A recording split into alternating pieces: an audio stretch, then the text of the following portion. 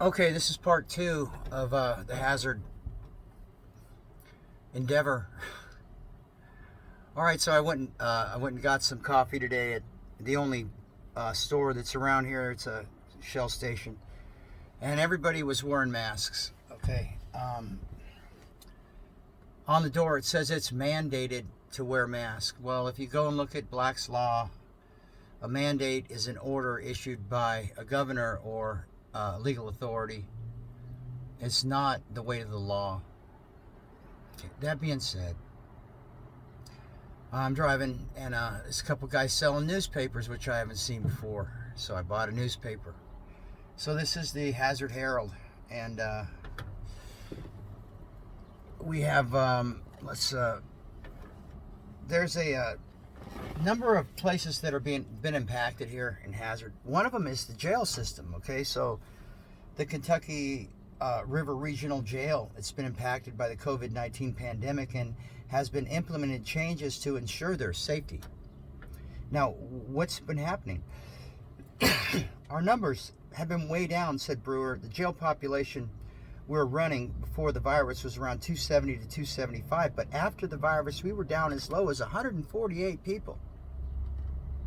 So that's a big difference. Okay, with this increase in population or decrease in population, it comes a decrease in funding.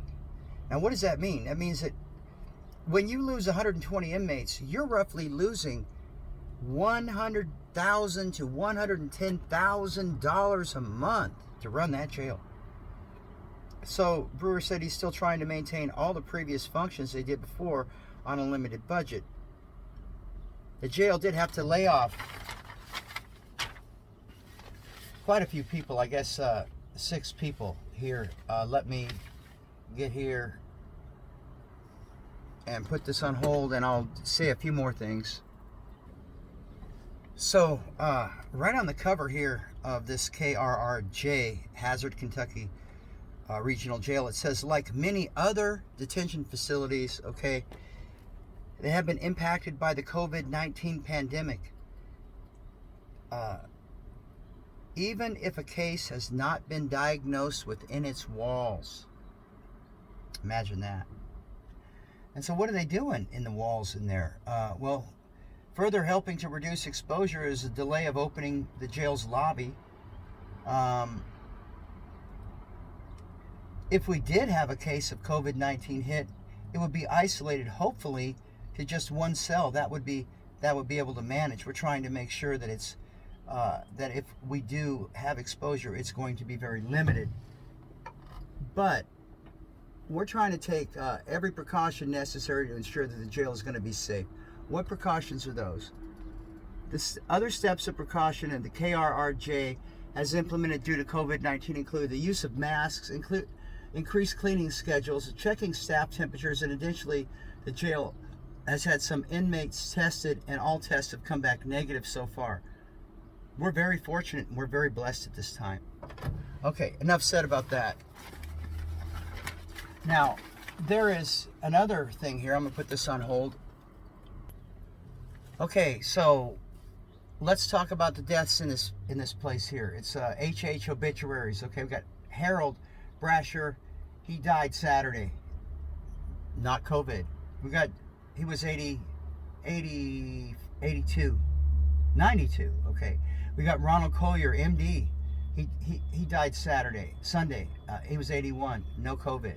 We got Dexter Grigsby. He was 83. He died Monday, no COVID. We got Connie Madden, 94, of Delphia. She died Thursday, no COVID. Minnie Combs, she died 2020. She was 69. She was in hospice. We got Douglas Noble, 54. He was born 1966. James Douglas Boozer Noble. He died. You got Barbara Howard, 72. She died. No COVID. You got Connie Madden. Died. No COVID. Bernard Smith died. No COVID. So I got 1, 2, 3, 4, 5, 6, 7, 8 people dying. All right. That being said, 9. We got Julius Walker. He died at the ARH hospital. No COVID. He was known as a gentle giant and was loved by everybody. So we got 10 guys dying over the week. okay, from no COVID here in Hazard.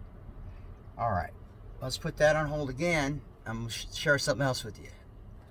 All right, so here's an example of, this is the page 2A. Perry County COVID-19 cases continue to spike. So at the jail, which is 140 people, you know, apparently never one case in the last 6 months of COVID, but we have a spike in cases of COVID here. And this is a real good indication of the kind of misleading news that they're talking about here. We have, let's see, they're saying that Perry County service area recorded 2 pediatric cases. So we're talking just a few, let's see, 27. There were 15 new confirmed positive cases and 3 probable cases in the area, with 7 of the confirmed cases and 1 of the probable cases in Perry County. The cases were reported over the weekend, including 1 pediatric, a 25-year-old, a 41-year-old, a 42-year-old, a 57, and an 87-year-old human being. All right. 6 patients recovered their service areas. There are no deaths. 3 probable causes, 72 recoveries. Oh, 1 COVID-related death, which is comorbidity. Not a COVID death, but a COVID-related death. Right? So this is Perry County. So I walked into the store and I was asking people today and out here in the city of Hazard what they're thinking about this COVID thing, and they're all telling me, oh, this is real bad. This is real bad. It's just real bad. And what's bad about it? Who's dead? Well, we got a lot of old people dying from natural causes out here. We got 10 people over the weekend dying from natural causes, but we got no COVID deaths. At the same time, we got everybody walking into stores wearing masks. Everybody. Something's wrong with this picture here.